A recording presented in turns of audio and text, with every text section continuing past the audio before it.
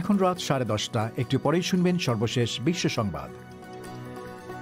আপনারা বিবিসি শুনছেন ঢাকায় FM 100, চট্টগ্রামে 88.8, কুমিল্লায় 103.6। আপনারা যেখানে আছেন, বিবিসি আপনার সাথেই আছে।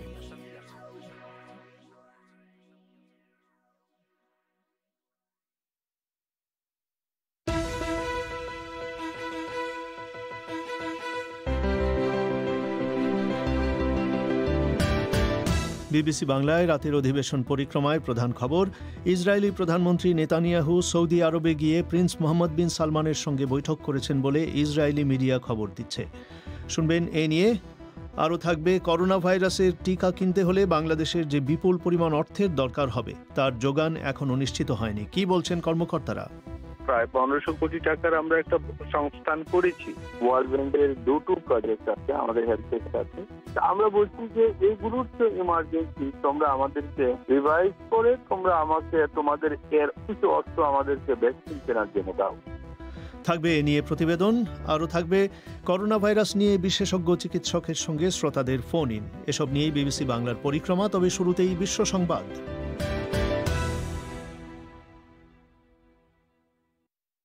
বিবিসি বাংলা খবর পড়ছি মিজানুর রহমান খান। ইসরায়েলের একাধিক সংবাদ মাধ্যমে বলা হচ্ছে, প্রধানমন্ত্রী বেনিয়ামিন নেতানিয়াহু সৌদি আরবে গিয়ে সেখানে যুবরাজ মোহাম্মদ বিন সালমানের সঙ্গে গোপনে বৈঠক করেছেন।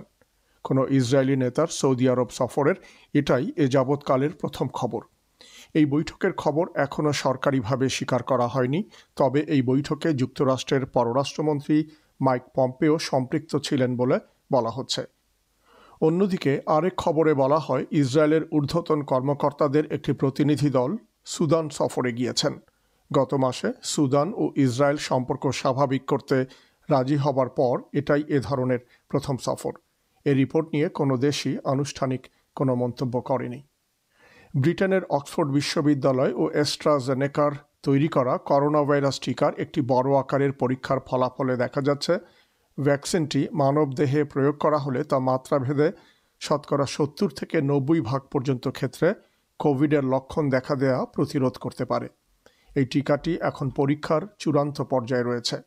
এর আগে ফাইজার ও মডার্নার তৈরি দুটি টিকা 95% সুরক্ষা দিতে পারে বলে জানানো হয়। তবে অক্সফোর্ড অ্যাস্ট্রাজেনেকা টিকাটি অনেক সস্তা এবং সহজে সংরক্ষণযোগ্য বলে বলা হচ্ছে।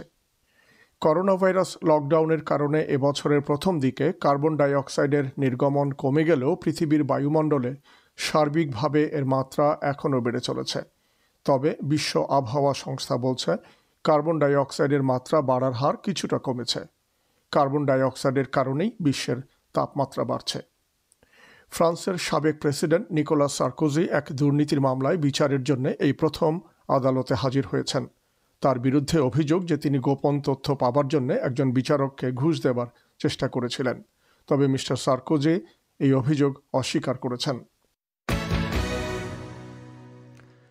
বিবিসি বাংলার পরিক্রমায় আপনাদের স্বাগত জানাচ্ছি, আমি পুলক গুপ্ত। একটু আগেই শুনলেন যে ইসরায়েলের একাধিক সংবাদ মাধ্যমে বলা হচ্ছে যে প্রধানমন্ত্রী বেনিয়ামিন নেতানিয়াহু সৌদি আরবে গিয়ে সেখানকার যুবরাজ মোহাম্মদ বিন সালমানের সঙ্গে গোপনে এক বৈঠক করেছেন। সৌদি আরবের নিয়ম শহরে ওই বৈঠকে মার্কিন পররাষ্ট্রমন্ত্রী মাইক পম্পেও সম্পৃক্ত ছিলেন বলে বলা হচ্ছে। বৈঠকটির খবর এখনও সরকারিভাবে স্বীকার করা হয়নি। আরও শুনুন মানসী বড়ুয়ার কাছে। এ খবর যদি সত্যি হয়ে থাকে তাহলে ঐতিহাসিকভাবে পরস্পরের বৈরী এই দুই দেশ, ইসরায়েল এবং সৌদি আরবের নেতাদের মধ্যে এটিই হবে প্রথম বৈঠক। ইসরায়েলি সংবাদ মাধ্যমে বিভিন্ন সূত্রের বরাত দিয়ে বলা হচ্ছে, প্রিন্স মোহাম্মদ বিন সালমান এবং মার্কিন পররাষ্ট্রমন্ত্রী মাইক পম্পেওর সাথে সাক্ষাৎ করতে ইসরায়েলি প্রধানমন্ত্রী বেনিয়ামিন নেতানিয়াহু এবং গুপ্তচর সংস্থা মোসাদের প্রধান ইয়োসি কোহেন গোপনে সৌদি আরবের নেওম শহরে গিয়েছিলেন। আর ওয়াল স্ট্রিট জার্নালে একটি সৌদি সূত্র উদ্ধৃত করে খবরটি প্রচার করা হয়। তবে এমন কোনো খবর এখনো পর্যন্ত কোনো পক্ষ থেকেই সরকারিভাবে নিশ্চিত করা হয়নি। তবে ফ্লাইট ট্র্যাকিং উপাত্ত থেকে দেখা যায়, মিস্টার নেতানিয়াহু ব্যবহার করেছেন এমন একটি জেট বিমান রোববার সন্ধ্যায় সৌদি আরবের নেওম শহরে গিয়েছিল। বিবিসির জেরুজালেম সংবাদদাতা বলছেন, যুবরাজ মোহাম্মদের সঙ্গে মিস্টার নেতানিয়াহুর সাক্ষাতের বিরাট গুরুত্ব রয়েছে। তবে এ দুটি দেশের মধ্যে পূর্ণ কূটনৈতিক সম্পর্ক স্থাপনের পথে বড় কিছু বাধা এখনো রয়ে গেছে। যুক্তরাষ্ট্র চাইছে ইসরায়েল এবং সৌদি আরবের মধ্যে সম্পর্ক স্বাভাবিক হোক। প্রেসিডেন্ট ট্রাম্প সম্প্রতি এমন কিছু সমঝোতায় মধ্যস্থতা করেন, যার ফলে ইসরায়েলের সাথে সংযুক্ত আরব আমিরাত, বাহরাইন এবং সুদানের কূটনৈতিক সম্পর্ক স্থাপিত হয়। সৌদি আরব তখন সতর্কভাবে এসব উদ্যোগকে স্বাগত জানিয়েছিল, তবে তারা আভাস দিয়েছিল যে তারা এ ধরনের কোনো পদক্ষেপ নেবে না যতক্ষণ পর্যন্ত ইসরায়েল এবং ফিলিস্তিনিদের মধ্যে একটি শান্তি চুক্তি না হয়। মানসী বড়ুয়া। 16 কোটি মানুষের দেশ বাংলাদেশে করোনা ভাইরাস টিকা কেনার জন্য যে বিপুল পরিমাণ অর্থের দরকার হবে তার যোগান এখনও নিশ্চিত হয়নি। কর্মকর্তারা বলছেন যে ভ্যাকসিন কেনার দৌড়ে থাকার জন্য নিজস্ব উৎস থেকে 1,500 কোটি টাকার ব্যবস্থা করা হয়েছে। তবে আরও অর্থের জন্য বিশ্বব্যাংক সহ আন্তর্জাতিক বিভিন্ন সংস্থার কাছে বাংলাদেশ অর্থ সহায়তা চেয়েছে।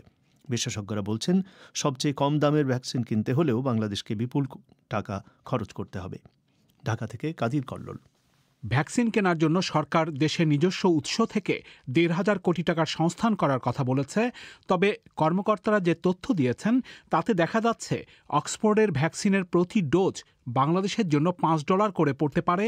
সবচেয়ে কম দামে এই ভ্যাকসিনের 3 কোটি ডোজের জন্য বিপুল অঙ্কের অর্থ গুনতে হবে। কর্মকর্তারা বলেছেন বাংলাদেশ বিশ্বব্যাংকের কাছে $50 কোটি সহায়তা চেয়েছে, যা 4,500 কোটি টাকার মতো। এছাড়া স্বাস্থ্য মন্ত্রণালয়ের সচিব মোহাম্মদ আব্দুল মান্নান বলেছেন বিশ্বব্যাংক এবং এশীয় উন্নয়ন ব্যাংক সহ বিভিন্ন আন্তর্জাতিক সংস্থা ভ্যাকসিনের জন্য সেই অর্থ সহায়তা দেওয়ার ব্যাপারে ইতিবাচক সাড়া দিচ্ছে। অর্ধেক টাকা ইতিমধ্যে আমরা অর্থ বিভাগ থেকে পেয়েছি। এটা আমরা বুকিং মানি হিসাবে সেটাও আমরা ব্যবস্থা করেছি। ওয়ার্ল্ড ব্যাংকের 2টো প্রজেক্ট আছে আমাদের হেলথের সাথে। কোভিড রিলেটেড ইনভেস্টমেন্ট ব্যাংক একটা আছে, AIIB। তারা আমাদেরকে কিছু দিতে চেয়েছিলেন, sanitizer, ICU bed, oxygen cylinder. আমরা বলছি যে এইগুলোর তো ইমার্জেন্সি, তোমরা আমাদেরকে রিভাইজ করে তোমরা আমাকে তোমাদের এর কিছু অর্থ আমাদেরকে ভ্যাকসিন কেনার জন্য দাও। এশিয়ান ডেভেলপমেন্ট ব্যাংকের একটি প্রকল্প আছে, অ্যারাউন্ড $400 মিলিয়ন। কিন্তু অর্থের যোগান নিয়ে বিশেষজ্ঞদের সন্দেহ রয়েছে। অন্যদিকে বাংলাদেশ অক্সফোর্ডের ভ্যাকসিনের জন্য ভারতের সেরাম ইনস্টিটিউট এবং বাংলাদেশের বেক্সিমকোর সাথে যে সমঝোতা স্মারক সই করেছে, এটি বাংলাদেশের দিক থেকে দৃশ্যমান পদক্ষেপ। সরকারের বিশেষজ্ঞ পরামর্শক কমিটির প্রধান অধ্যাপক মোহাম্মদ শহীদুল্লাহ বলেছেন যুক্তরাষ্ট্রের ফাইজার এবং মডার্নার ভ্যাকসিন এগিয়ে গেছে, কিন্তু বাংলাদেশে তা আনা সম্ভব নয় বলে তারা বিশেষজ্ঞ কমিটি মনে করেন। ফাইজার বা মডার্না তারা যে ভ্যাকসিনে ওইটার যে চ্যালেঞ্জটা হবে দুটো, একটি হলো ইউনাইটেড স্টেটসেও তারা বিক্রি করবে $37। এটা অনেক দাম বেশি পড়বে 2টা ডোজ যদি হয়। সেকেন্ড হলো এইটার মডার্নারটা হলো -20 আর ফাইজারের হলো -70 to -80, ওই টেম্পারেচার মেনটেন করা। তো ওই টেম্পারেচারেই জেলা উপজেলায় পৌঁছানো, এটা একটা চ্যালেঞ্জ। ঢাকা বিশ্ববিদ্যালয়ের স্বাস্থ্য অর্থনীতি ইনস্টিটিউটের পরিচালক অধ্যাপক নাসরিন সুলতানাও মনে করেন যুক্তরাষ্ট্রের কোম্পানিগুলোর ভ্যাকসিন বাংলাদেশের জন্য উপযোগী হবে না। ফাইজারের যে ভ্যাকসিনটা যে টেম্পারেচার রাখতে হবে সেটা বাংলাদেশের সেই পরিমাণ আমাদের ক্যাপাসিটি নেই, কাজে ওইদিকে আমি চিন্তা করতে পারছি না। আমরা হয়তো এই দৌড়ে হয়তো একটু পিছিয়ে আছি, বাট এক্ষেত্রে আমাদের খুব রকমের চেষ্টার ঘাটতি নেই, কারণ আমরা সবসময় এই ধরনের ভ্যাকসিনেশন আনা যেখানে আমাদের ধরেন এই সাপ্লাইস আমরা খুব একটা বেশি দেরি করছি না। কর্মকর্তারা অবশ্য বলেছেন ফাইজার এবং মডার্নার ভ্যাকসিন নিয়ে সরকার ভাবছে না। স্বাস্থ্য সচিব মোহাম্মদ আব্দুল মান্নান বলেছেন অক্সফোর্ডের বাইরে চায়না এবং রাশিয়ার ভ্যাকসিন আনার ব্যাপারেও এখনও আলোচনা চালানো হচ্ছে। ঢাকা থেকে কাদির কল্লোল। বাংলাদেশের অন্যতম প্রধান পাবলিক বিশ্ববিদ্যালয় ঢাকা বিশ্ববিদ্যালয়ের ডিনস কমিটি আজ নতুন শিক্ষাবর্ষে ভর্তি পরীক্ষার ব্যাপারে কিছু সিদ্ধান্ত নিয়েছেন। এর মধ্যে একটি হচ্ছে করোনা ভাইরাসের কারণে স্নাতক সম্মান শ্রেণীতে ভর্তি পরীক্ষা ঢাকা বিশ্ববিদ্যালয় ক্যাম্পাস ছাড়াও দেশের বিভাগীয় শহরগুলোতেও অনুষ্ঠিত হবে। ভর্তি পরীক্ষার নম্বর বন্টনের ক্ষেত্রেও পরিবর্তন আনা হচ্ছে। কিন্তু দেশের যে 39টি উচ্চশিক্ষা প্রতিষ্ঠানে এই ধরনের ভর্তি পরীক্ষা হয় তারা কেউই এখনও ভর্তি পরীক্ষার ব্যাপারে সিদ্ধান্ত চূড়ান্ত করতে পারেনি। আরও শুনুন সায়েদা আক্তারের কাছে। করোনা ভাইরাসের কারণে যেহেতু এবছরের এইচএসসি পরীক্ষা বাতিল করা হয়েছে এবং শিক্ষার্থীদের জেএসসি এবং এসএসসির ফলাফলের গড়ের ভিত্তিতে তাদের মূল্যায়ন করা হবে, সে কারণে ধরে নেওয়া যায় তাদের প্রায় সবাই স্নাতক পর্যায়ে পড়ার জন্য বিভিন্ন প্রতিষ্ঠানে ভর্তি পরীক্ষায় অংশ নেবে। ডিসেম্বরে তাদের গ্রেডিং অর্থাৎ এইচএসসির ফলাফল প্রকাশ করা হবে। এরপরই শুরু হবে ভর্তি যুদ্ধ। কিন্তু মহামারীর মধ্যে কিভাবে কোন পদ্ধতিতে বিশ্ববিদ্যালয়গুলোতে ভর্তি পরীক্ষা অনুষ্ঠিত হবে তা নিয়ে অনেক শিক্ষার্থীর মধ্যে রয়েছে সংশয়। কোন সিস্টেমে হবে, যে সিস্টেমে হবে, I am not familiar with that, তো এটা নিয়ে নার্ভাস হওয়াটা অ্যাকচুয়ালি স্বাভাবিক। তো অল্টারনেটিভ কি হবে এটা নিয়ে আমাদেরকে এখনো জানানো হয় নাই, আর সবাই শিওর না যে আসলে এটা ডিসিশনটা নিয়ে নেওয়া হয়েছে কিনা। একটা তো এনজাইটি কাজ করছে, যে এত পিছাচ্ছে সবকিছু, আবার মাঝখানে শীতকাল, এখন বলা যাচ্ছে না করোনার অবস্থা কি হবে না হবে, তো এক ধরনের এনজাইটি তো কাজ করছে। যখন দেখলাম যে এক্সাম হবে না অথবা এক্সামের ডেট নিয়ে গিয়ে আমি আসলে যে এনথুজিয়াজমটা যে হারিয়ে ফেলছি, এখন আমি বসলেও ডিপ্রেশন চলে আসে। বাংলাদেশে 9টি সাধারণ শিক্ষা বোর্ড, কারিগরি শিক্ষা বোর্ড এবং মাদ্রাসা শিক্ষা বোর্ডের অধীনে এবছর 13.5 লাখের বেশি শিক্ষার্থীর এইচএসসি পরীক্ষা দেবার কথা ছিল। করোনা ভাইরাসের কারণে বাংলাদেশে মার্চের 26 তারিখ থেকে সরকার সারা দেশে সাধারণ ছুটি বা লকডাউন ঘোষণা করে। তবে শিক্ষা প্রতিষ্ঠানগুলোতে ছুটি ঘোষিত হয়েছিল মার্চের 17 তারিখ থেকে। এর মধ্যে মার্চের 22 তারিখ থেকে এইচএসসি ও সমমানের পরীক্ষা শুরু হবার কথা ছিল। বাংলাদেশে সাধারণত প্রতি বছর নভেম্বরের মধ্যে বেশিরভাগ পাবলিক বিশ্ববিদ্যালয় স্নাতক সম্মান শ্রেণীর জন্য ভর্তি পরীক্ষার কার্যক্রম শুরু করে দেয়। কিন্তু মহামারীর কারণে এবছর এখনও কোনো বিশ্ববিদ্যালয় ভর্তি প্রক্রিয়া শুরু করেনি।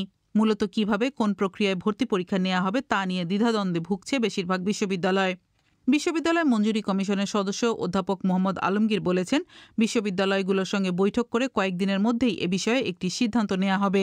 এ ব্যাপারে আমরা খুব সহসায় উইদিন কাপল অফ ডেজ ওই বিশ্ববিদ্যালয়গুলোর সাথে আলাদাভাবে আমরা মিটিং করব। মিটিং করে এর দায়িত্ব ওনারাই পালন করবে এবং ওনারাই সিদ্ধান্ত নেবে কিভাবে ওনারাই কাজটি করবে। ইতিমধ্যে আরেকটি বিষয় বিশেষজ্ঞরা মতামত দিয়েছে এবং সবাই এটার সাথে একমত যে ভর্তি পরীক্ষাটা ফিজিক্যাল প্রেজেন্সে হবে।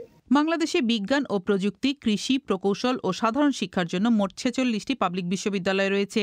এবছরের মার্চে বিশ্ববিদ্যালয় মঞ্জুরি কমিশন সিদ্ধান্ত নেয় যে কমিশনের সদস্য 34টি বিশ্ববিদ্যালয় গুচ্ছ প্রক্রিয়ায় ভর্তি পরীক্ষা নেবে। বাকি 5টি বিশ্ববিদ্যালয় যারা 1973 সালের অধ্যাদেশ অনুযায়ী চলে তারা নিজেদের সিদ্ধান্ত অনুযায়ী পরীক্ষা নেবে। এর মধ্যে ঢাকা বিশ্ববিদ্যালয় অন্যতম। প্রতিষ্ঠানটি আজ তাদের ডিনস কমিটিতে ভর্তি পরীক্ষা বিষয়ে কয়েকটি সিদ্ধান্ত নিয়েছে, যদিও পরীক্ষা কবে হবে সে নিয়ে কোনো সিদ্ধান্ত হয়নি।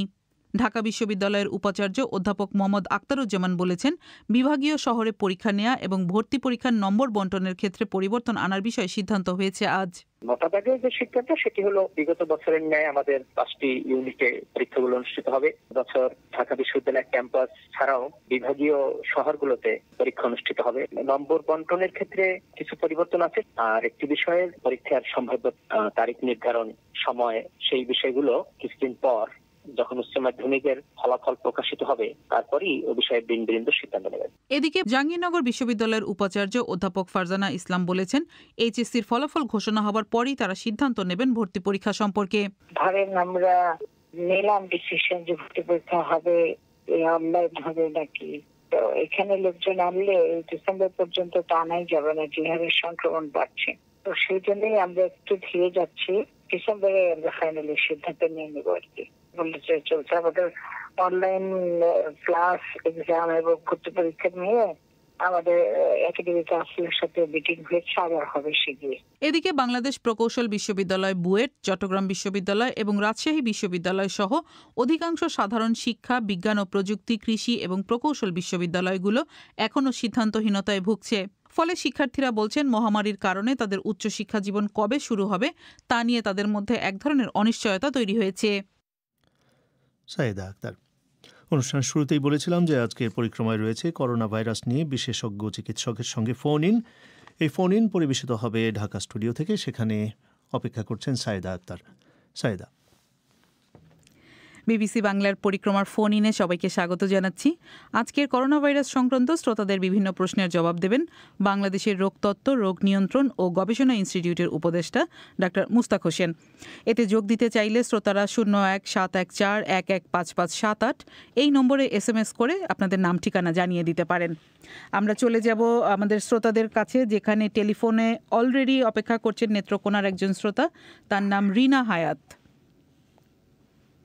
আজকে আমাদের বিশেষজ্ঞের কাছে আমাদের প্রশ্ন ছিল, এই যে একদিকে প্রচন্ড শীত, অন্যদিকে করোনা, এই প্রচন্ড শীতের মধ্যে প্লাজমা রোগীদের শ্বাসকষ্ট বেড়ে যায়, এই বেড়ে যাওয়া হতে দেখা যাচ্ছে যে করোনায় রূপ নেওয়া হচ্ছে এবং আতঙ্কে আছে করোনার ভয়ে।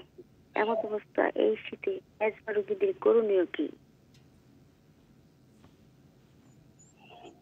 জি, আপনার প্রশ্নের জন্য ধন্যবাদ।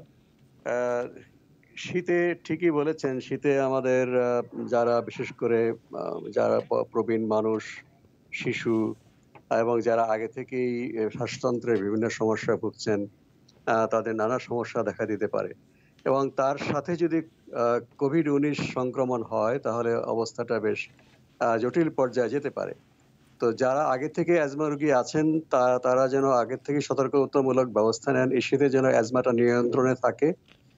তাহলে এবং অবশ্যই স্বাস্থ্যবিধি মেনে চলতে হবে। করোনার সংক্রমিত যদি না হন তাকে নিয়মিত বাইরে গেলে মাস্ক পরতে হবে, সাবান দিয়ে হাত ধুতে হবে এবং অবশ্যই অন্যদের কাছ থেকে শারীরিক দূরত্ব বজায় রাখতে হবে। তিনি যেন সংক্রমিত হতে না পারেন সেই বিষয়ে তিনি যত্নবান হবেন এবং তার যে পুরনো রোগ সেই বিষয়টা তিনি খেয়াল রেখে এটা নিয়ন্ত্রণে রাখার জন্য চেষ্টা করবেন।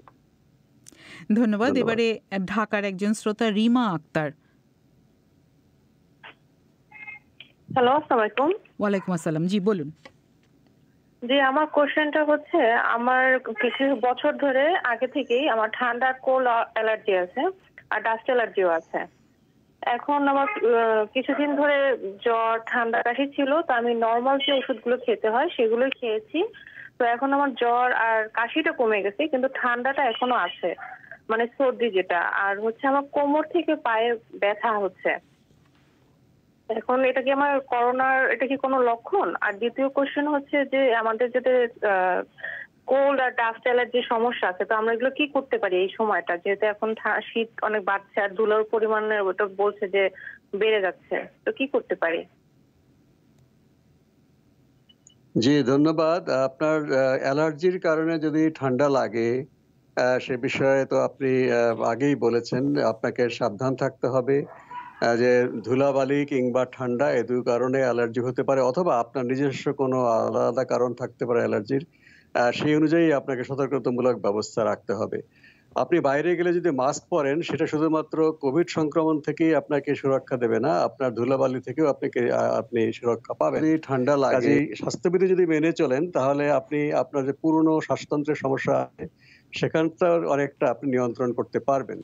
এবং আপনার করোনা হয়েছে কিনা, আপনার অ্যালার্জি জনিত ঠান্ডা হলে সেটা বলা যাবে না, কিন্তু নিশ্চিত হতে গেলে আপনাকে করোনা পরীক্ষা করাতে হবে।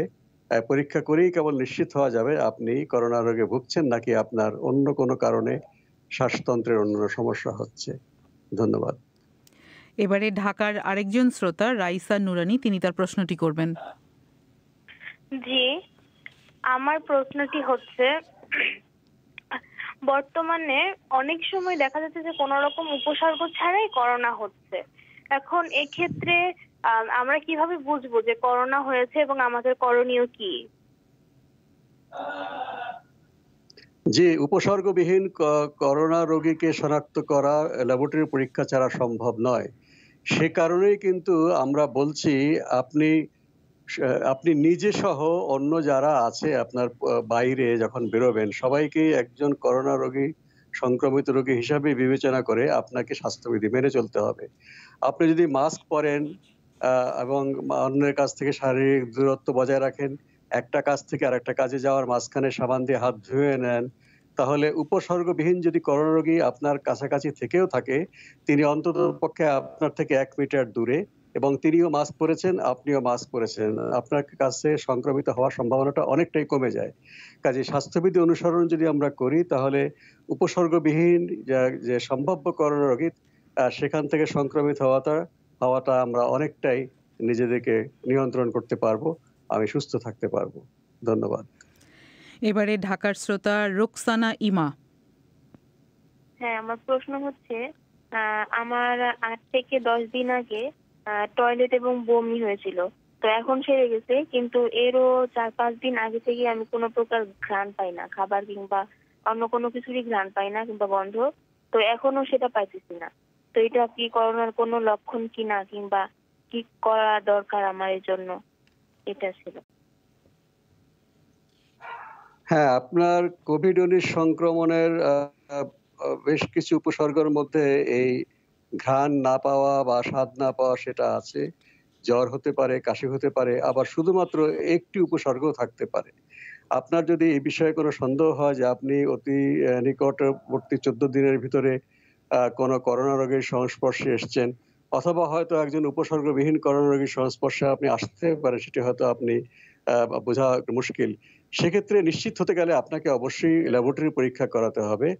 আপনি নিকটস্থ কোনো কেন্দ্রে গিয়ে অথবা আপনি তাদের যে হটলাইন নাম্বার সেখানে ফোন করে বাসায় বসেও আপনি নমুনা দিতে পারেন।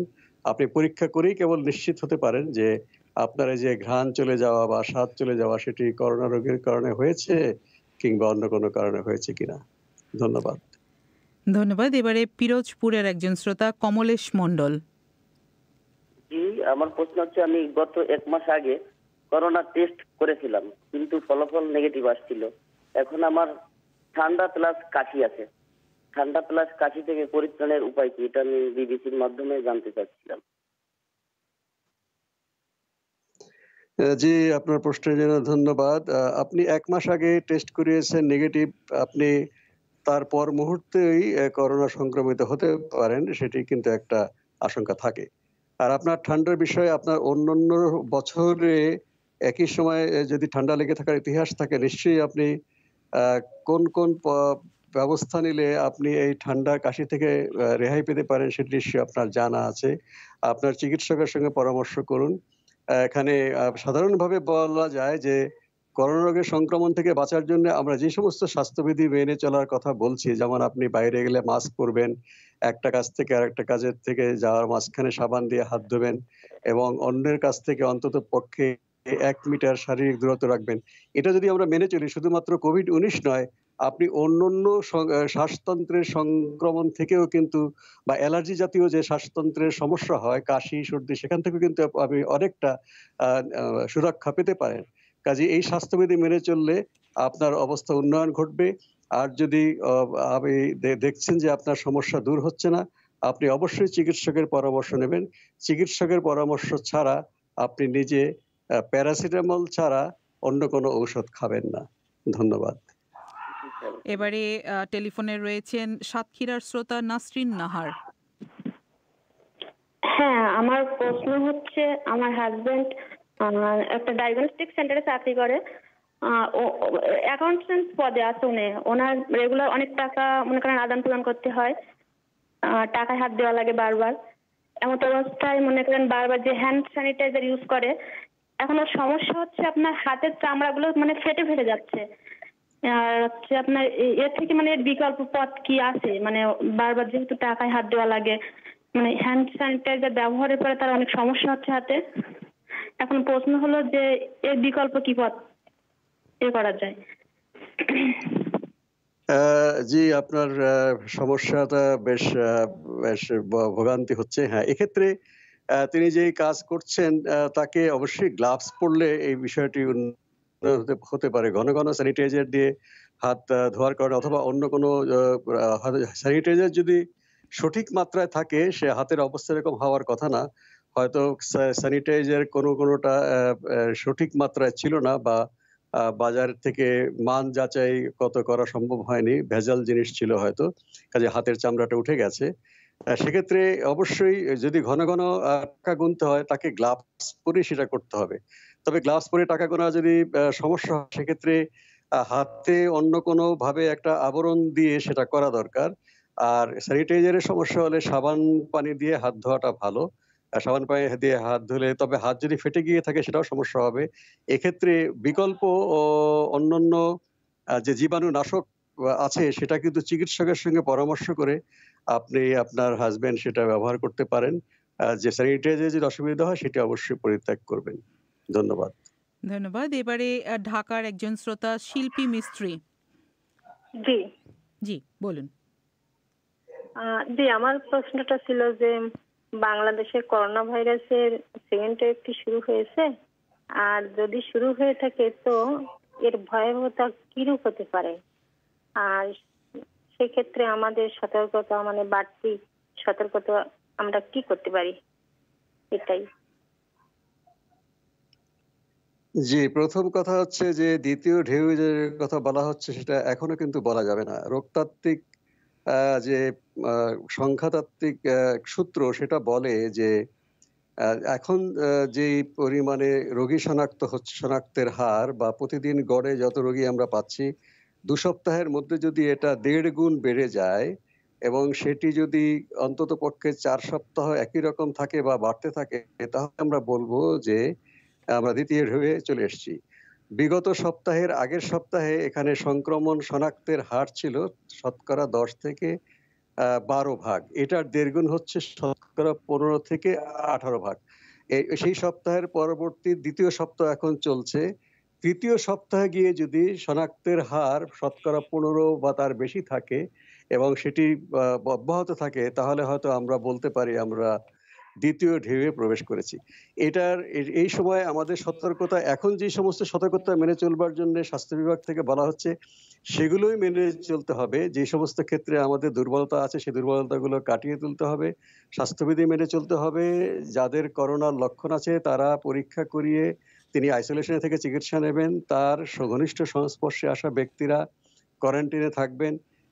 এই রোগী শনাক্ত ব্যক্তি আলাদাভাবে চিকিৎসা নেওয়া এবং স্বাস্থ্যবিধি মেনে চলা সবার জন্য, এবং অন্যান্য যে স্বাস্থ্যবিধিগুলো আছে সেগুলো যদি মেনে চলি, তাহলেই আমরা যদি দ্বিতীয় ঢেউ এসেও যায় আমরা নিশ্চয়ই নিরাপদ থাকতে পারবো এবং করোনা সংক্রমণকে আমরা নিয়ন্ত্রণে নিয়ে আসতে পারবো।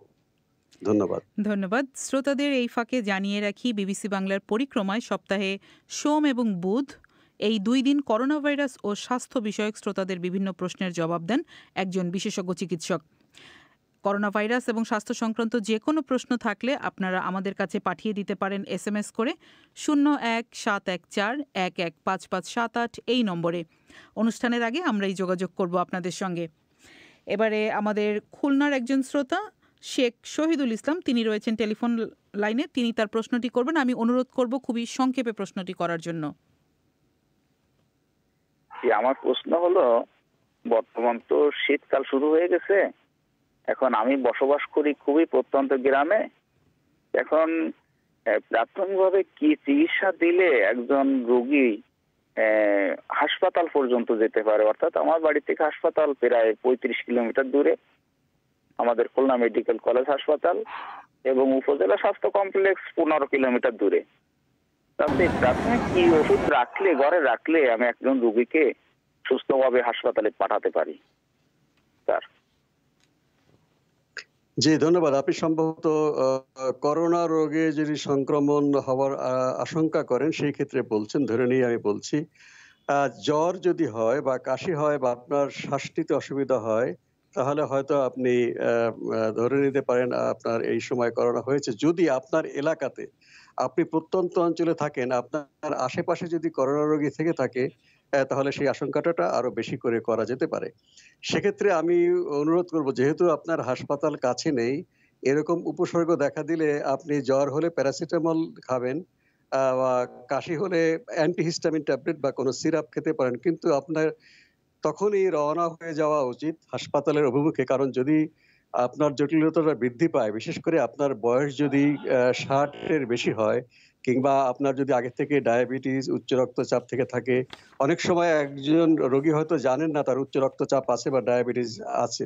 সেক্ষেত্রে ঝুঁকি না নিয়ে আমার পরামর্শ হলো, আপনার যদি জ্বর বা কাশি বা অন্যরকম কোনো করোনার উপসর্গ থাকে, যেটা আপনি হয়তো জানেন, আপনি প্যারাসিটামল খেয়ে জ্বরটা নিয়ন্ত্রণ করবেন, কিন্তু সঙ্গে সঙ্গে আপনি হাসপাতালের দিকে রওনা করবেন। সেটাই আমাদের পরামর্শ। ডক্টর মুশতাক হোসেন, আপনাকে অনেক ধন্যবাদ। সেই সঙ্গে যারা আজকের এই ফোন ইনে অংশ নিয়েছিলেন তাদেরও সবাইকে ধন্যবাদ জানাচ্ছি। সকলকে ফিরিয়ে নিয়ে যাব বিবিসির লন্ডন স্টুডিওতে, সেখানে রয়েছেন পুলক গুপ্ত। ধন্যবাদ সাইদা। শুনছিলেন আজকের ফোন ইন। অনুষ্ঠান শেষ করবার আগে প্রধান খবর আরেকবার। ইসরায়েলি প্রধানমন্ত্রী নেতানিয়াহু সৌদি আরবে গিয়ে প্রিন্স মোহাম্মদ বিন সালমানের সঙ্গে বৈঠক করেছেন বলে ইসরায়েলি মিডিয়া খবর দিচ্ছে।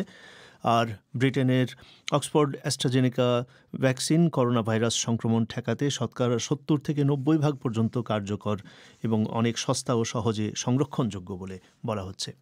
করোনা ভাইরাসের টিকা কিনতে বাংলাদেশের যে বিপুল পরিমাণ অর্থ দরকার হবে তার যোগান এখনও নিশ্চিত হয়নি, তবে কর্মকর্তারা বলছেন বিভিন্ন উৎসে তারা খোঁজ খবর করছেন এবং অর্থ সহায়তার চেষ্টা করছেন।